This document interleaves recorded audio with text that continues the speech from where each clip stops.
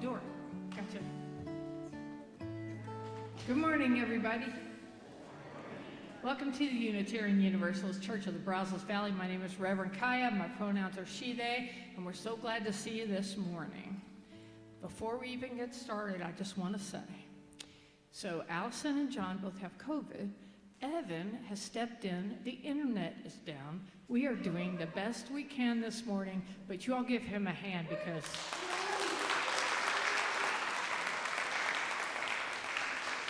no small thing.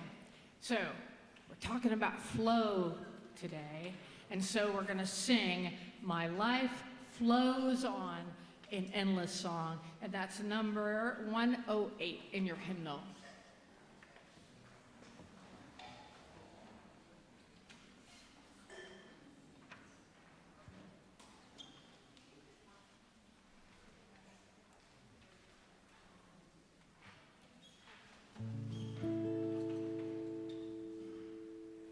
Life flows on an endless song above love's lamentation.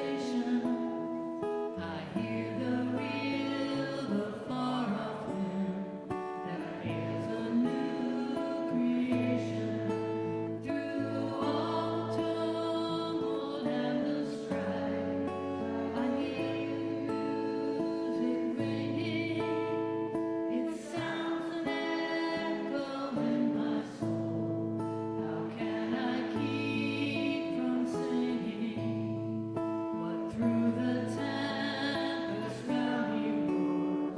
I know the truth it liveth, what through the darkness round me flows. Songs in the night it giveth, no storm can shake my inmost calm, while to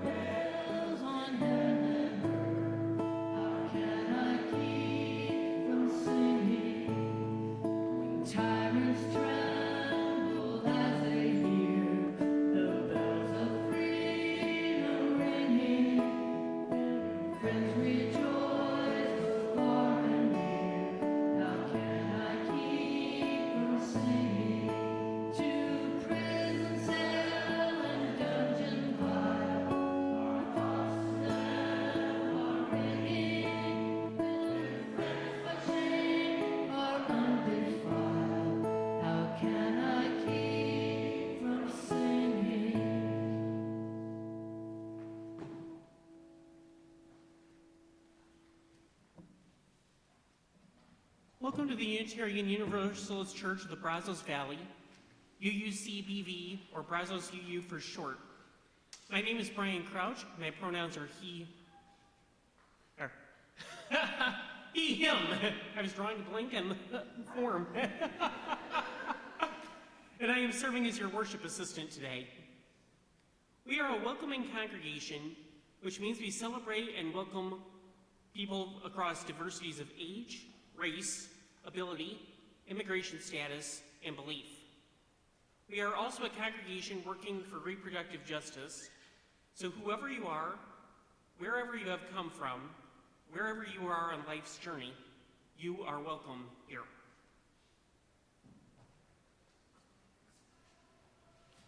I thank Brian for being a worship associate. If you're interested in that, you know you can always talk to me or Allison, and we will get you trained. We love to have a diversity of all voices here. Good morning, Ian. Okay, the call to worship this morning comes from, I have to look it up how to say his name because it's Hungarian. It's very difficult. Yes. Mihai Cheek sent Mihai. That's his name. And he says, the first step in flow is to develop the habit of doing whatever needs to be done with concentrated attention, with skill rather than inertia. Even the most routine tasks like washing dishes, dressing, or mowing the lawn become more rewarding if we approach them with the care that it would take to make a work of art. The next step is to transfer some psychic energy each day from tasks that we don't like doing or from passive leisure into something we never did before, or something we enjoy doing but don't do often enough because it seems too much trouble. There are literally millions of potential interesting things in the world to see, to do, to learn about, but they don't become actually interesting until we devote attention to them. And I don't think we have a cello slider today, so maybe birthday girl Cora would do it. All right.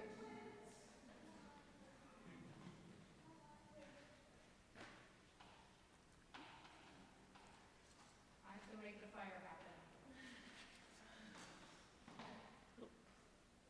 Please say our chalice lighting words with me.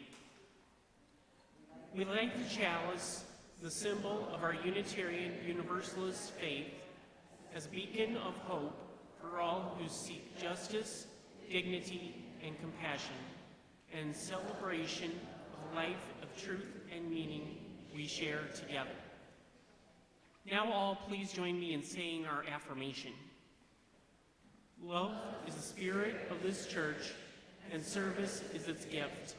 This is our great covenant, to dwell together in peace, to seek the truth in love, to help one another. That's it. As Unitarian Universalists, we believe there's a spark of the divine in every being, including all of y'all. And as we have all these new people today, and I know it's very exciting, this is your opportunity to say hello and say howdy to all the divine sparks in the room, especially the ones that are older than you, younger than you, and that you've never met. And I will let you know when it's over. Go for it.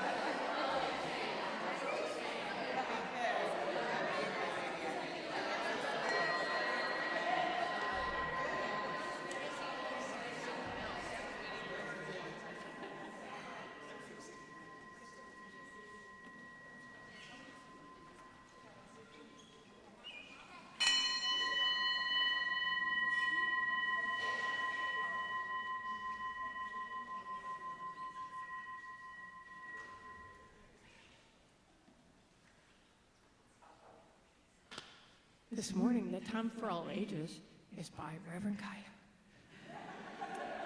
But it is Labor Day tomorrow. How many people know what Labor Day is all about? Excellent. Besides that we get a day off and have a picnic. Okay. Well, I feel duty-bound to inform, especially the younger people in the room, about very famous people that we should all know and revere. So I'm going to show you a little video here about Mary Harris, or Mother Jones.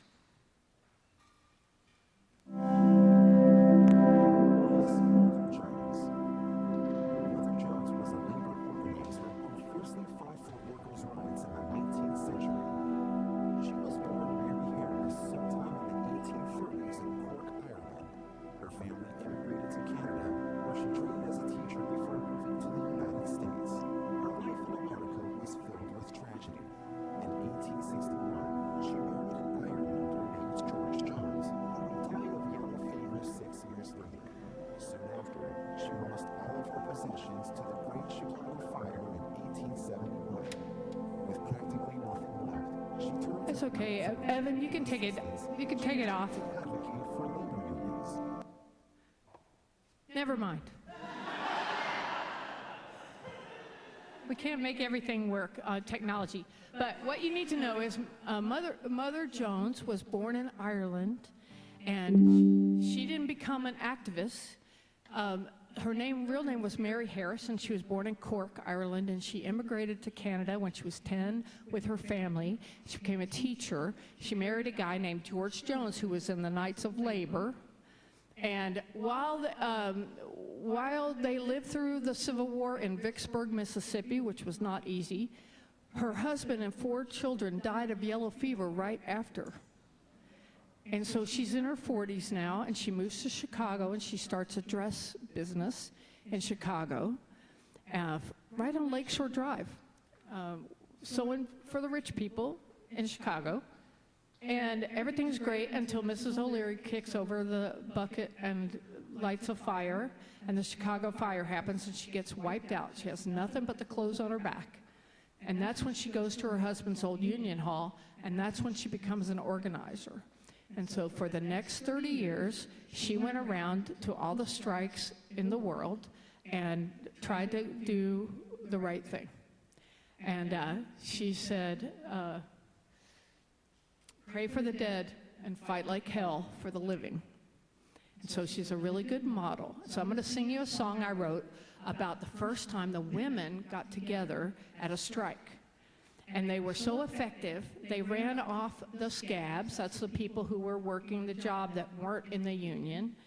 Those people got chased off with brooms and mops and dishpans. And so they often, I know, exactly. And so I'm going to tell you the true story about that in the song. And the greatest thing I think about it is that strike always call the Women's Brigade a dishpan brigade because of this story. And it happened at the Arno, Pennsylvania strike in 1900. That's why you should care. And so here's the song. Old Mary Harris was 5 feet tall, gray hair and eyes and Irish blue. And she buried her husband, 4 little ones. Now the union was all she knew.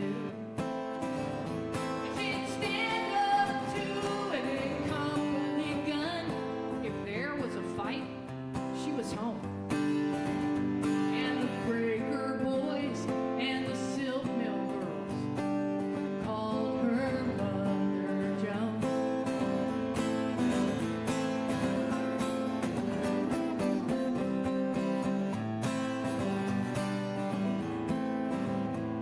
Now J.P. Morgan owned a drip mouth mine.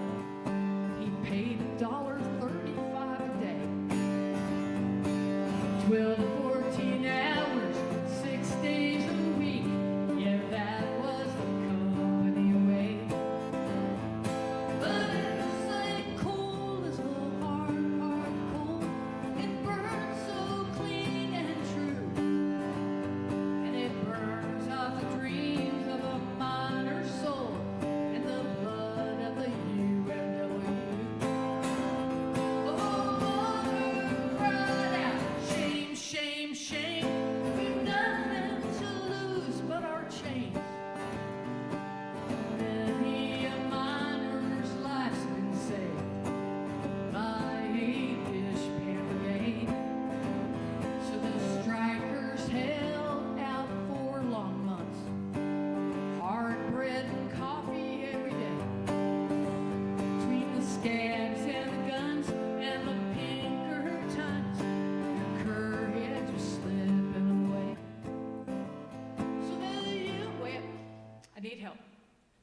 You all, this is what she would say to the people when she was talking to them. She would go, "Will you be slaves or be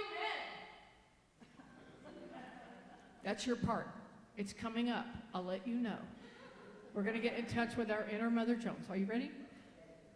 So the union called in Mother Jones. She said, and she told all the women to meet up at dawn, and they'll go to that lion's den. So the women marched to that drip mouth mine with their dishpans, mops, and brooms.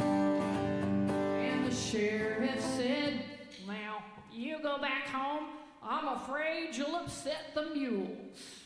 But an angry woman knocked that sheriff down. She said, "With the mules and with you, chase those scabs all the way back to town." And that strike was almost through. Oh, mother cried out, "Shame, shame, shame. We've nothing to lose but our chains." And many a worker's life's been saved by a dishpan maid. So the women kept watch every night with their babies in their arms. And the union won the Arno strike, and not a soul was harmed. And Mother traveled another 30 years. Where there was a fight, she was home. And the braver boys and the silk mill girls called her Mother Jones.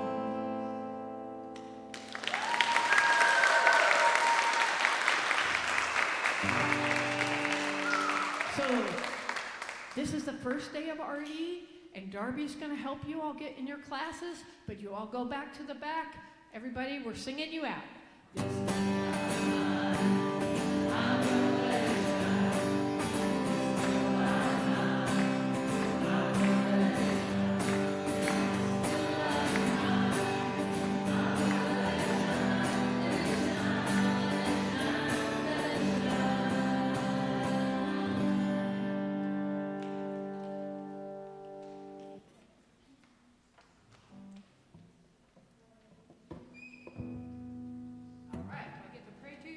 or talk to you? Ah, excellent.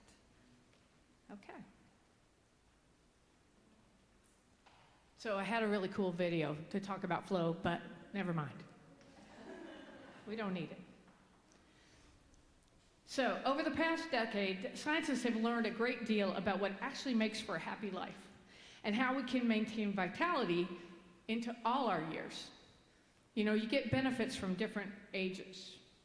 Yeah, everybody kind of, in American culture, we kind of think like, okay, by the time you're 25, it's over. By 30, definitely over, right? It's not true.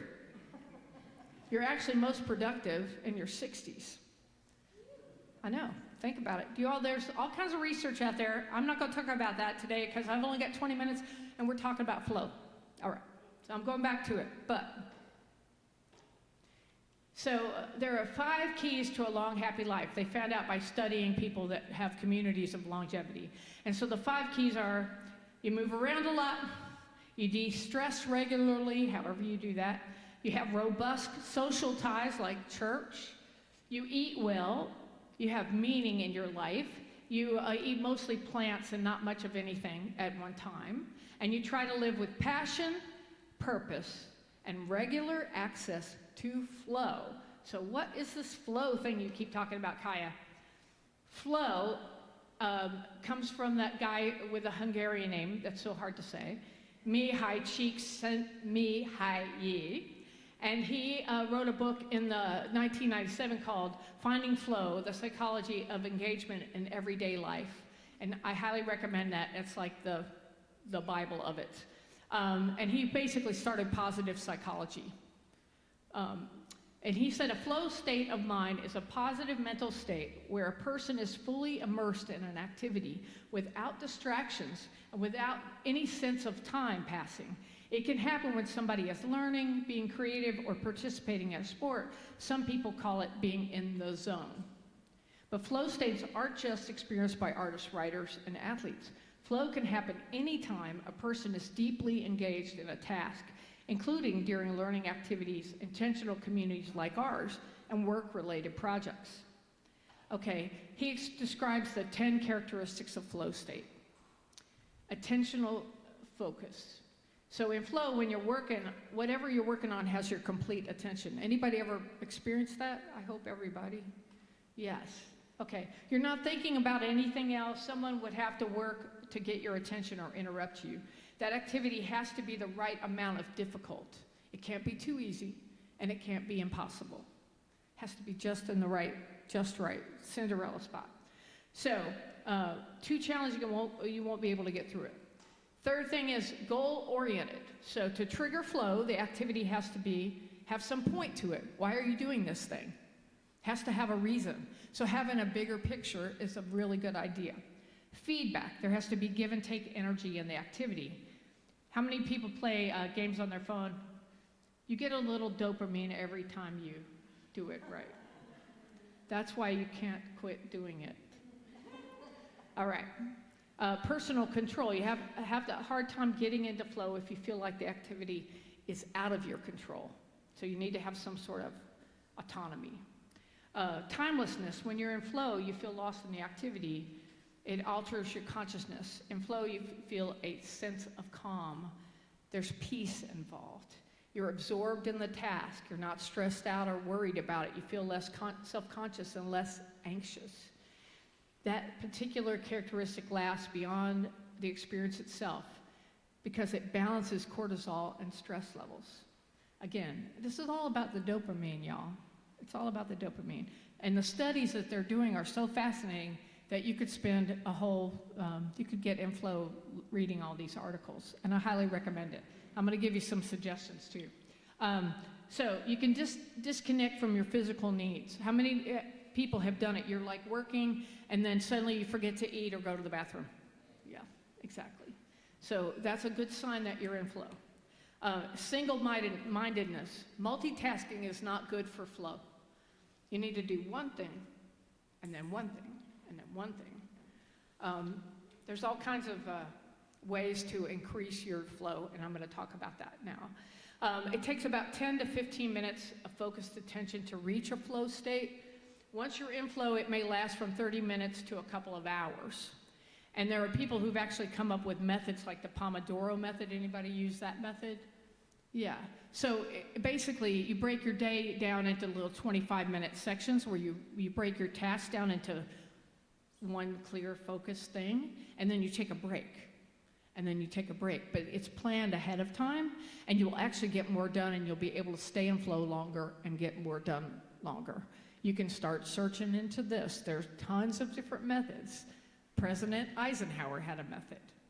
The Pomodoro method comes from an Italian word for tomato, because you use a tomato timer to do it, like when you're cooking. Okay. So here's some of the strategies that you can use. So here's the simple square thing, and then I'll repeat it because it is a sermon, and so everything gets said 3 times. So set clear goals, eliminate distractions, add an element of challenge, practice meditation or mindfulness, however you do that. Me, I take walks. I cannot hold still to save my life. So choose the pursuit that you enjoy and try that. Chances are you'll be in flow more often. So one of the big authors that write about this all the time is this author named Steven Kotler.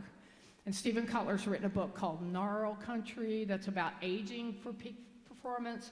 He's written all kinds of books called The Art of the Impossible. And so he says, we pay the most attention to the task at hand when the challenge of that task slightly exceeds our skill set. So to do this work and to get good at it, you have to get good at being comfortable with being uncomfortable. You want to stretch, but not snap. That's how you get in flow. So he's found 22 different triggers, so you need to go read his books if you're interested in this. They drive focus, they drive attention, they drive alertness and excitement. And there's a lot of different ways to get the dopamine. Novelty produces dopamine. When you go to a new restaurant, when you see a new movie, you're getting a little shot of dopamine in your brain, and that is a good thing because dopamine helps you focus and you see things, and also a part of your brain turns off and rest while you're in this flow. And so you're able to make connections that you weren't able to make when you didn't have the dopamine in your brain. There's actually science to it. It's cool. All right. When you look up at the night sky and you see stars everywhere and you know those stars are actually universes and you get sort of a perception vastness, an awe, feeling of awe, dopamine. You've ever done a crossword puzzle, you know this part. Okay, so beyond personal belief, organizations like a church, for example, also reap rewards from having teams in flow together. Shared flow aligns people to a collective mission and progress. While specific data varies across contexts, they find out that there are some things you can do on teams that also promote flow. So again, promote clear goals and feedback loops so you're getting information back right away about how you're doing. Set crystal clear goals and benchmarks for your team's projects and progress. So if we're trying to raise money for the church example, like the parking ministry that we do at home games, y'all, we made more than $4,000 yesterday.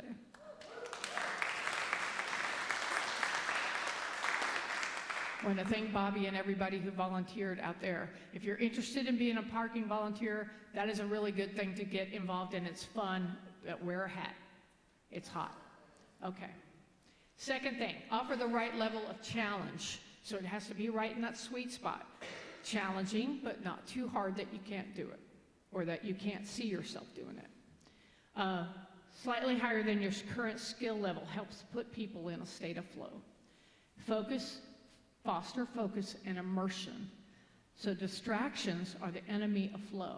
Eliminate obstacles to that break focus, such as unnecessary meetings, email interruptions, and noisy environments. Institute policies like no meetings on Wednesdays or regular focus time.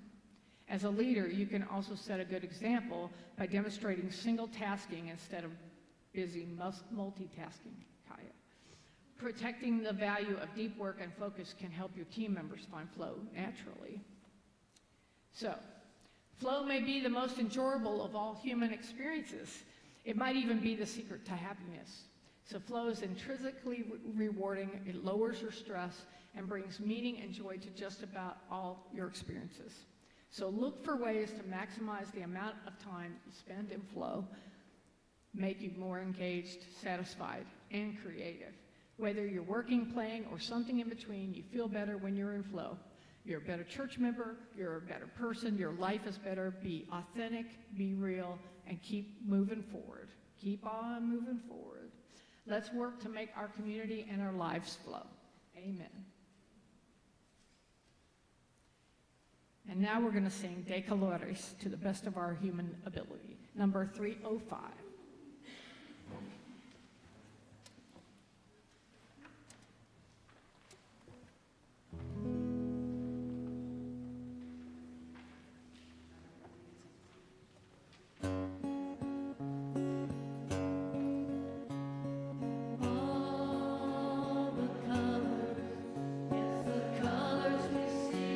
Springtime with all of the flowers.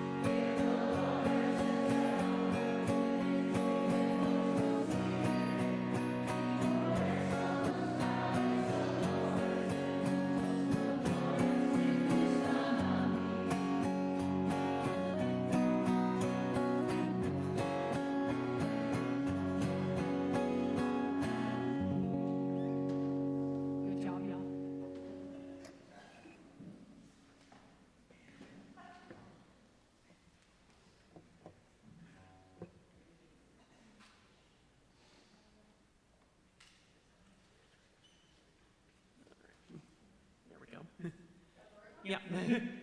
Now let an offering be taken to sustain and strengthen this place, which is sacred to so many of us, a community of memory and hope, for we are now the keepers of the dream.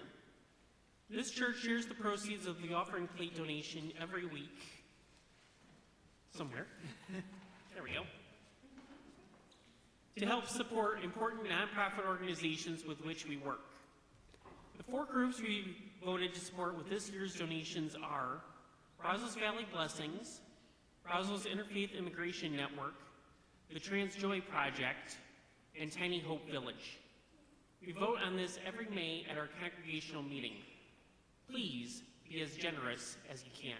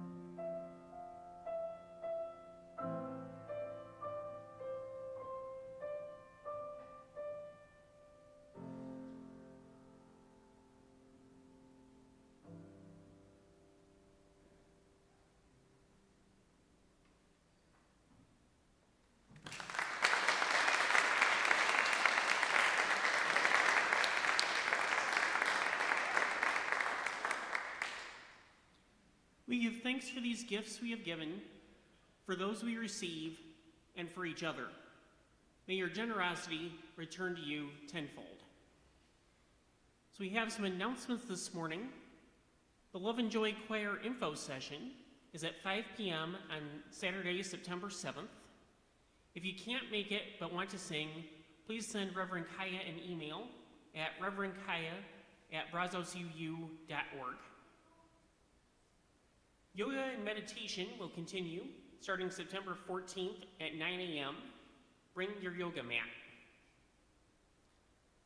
Football parking is starting. Sign up for a game today. Get Out the Vote concert and voter registration event on October 5th.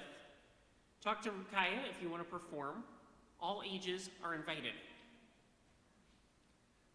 The The Vote postcard campaign is ongoing. Write postcards to Brazos County voters after church during coffee hour on Sundays until September 29th, or take a pack home to write them at your leisure. The NAACP banquet is on September 21st at the Brazos Center. Our Seibel is selling tickets today after the service, and the tickets are $100 each. Also on September 21st, here at UUCBV, you'll be joining UUs around the country by participating in the UU Climate Revival. We will have dialogues and activities for all ages from 1 to 3 p.m. This event is free. And then I have also been asked to announce that the COVID boosters are in, so if you want to sign up for your appointment at this point, it would be encouraged. Any other announcements? Okay. All right. Now please join me in extinguishing the chalice. We extinguish this flame, but not the light of truth, the warmth of community, or the fire of commitment. These we carry in our hearts until we gather together again. Please sing the benediction with me if you choose to.